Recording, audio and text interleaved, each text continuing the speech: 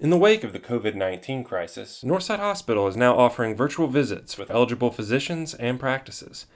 We sat down with one of our primary care doctors to discuss more about this new platform.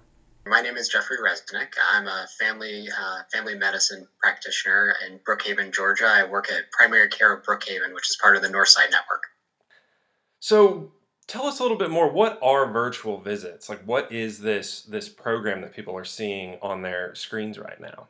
A virtual visit is, or other people refer to it as a telemedicine visit, is a visit that we're able to do. It's like having an office visit that we're able to do over a computer or a smartphone. It's something we do virtually or electronically.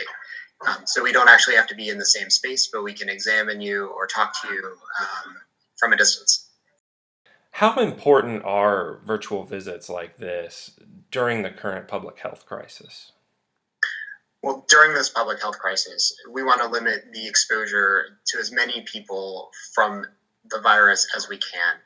And bringing patients into an office setting, there are always risks. We have patients who are older than 65. We have patients that have chronic illnesses. We have patients that, if they were to get the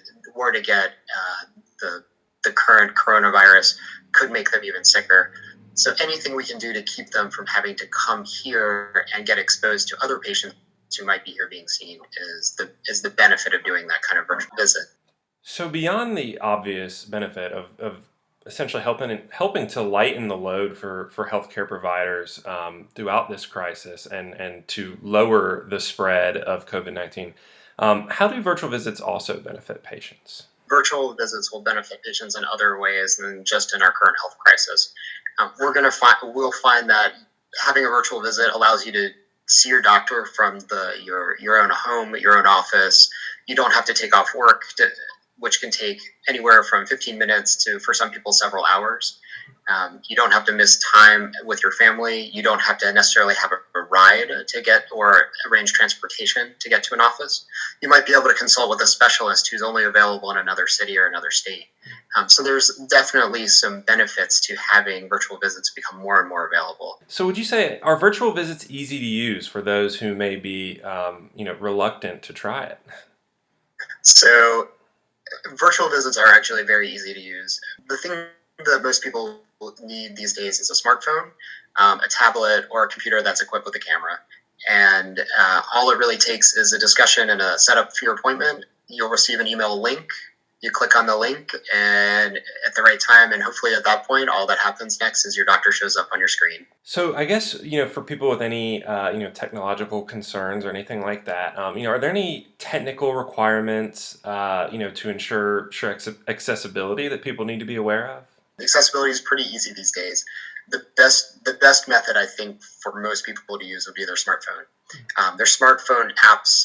There are apps you can download onto the smartphone, but if you're not tech savvy to download the app for your provider, you can actually just use any web browser on there. And depending on your phone, it may default into several of them, which are already downloaded on your phone anyway. If you could sum up why people should be open to adopting this virtual visit platform, in 1 to 2 sentences, what would you say? It can be a way to solidify those connections you have with your doctor. And so in a long term, this may be a really opportune way for you to improve your care, have more access to your care, and get more advice for your life when you may not have as much time to do it. And so hopefully this will become a tool that you can use to live a longer and healthier life. Awesome. Thank you, Dr. Reznik.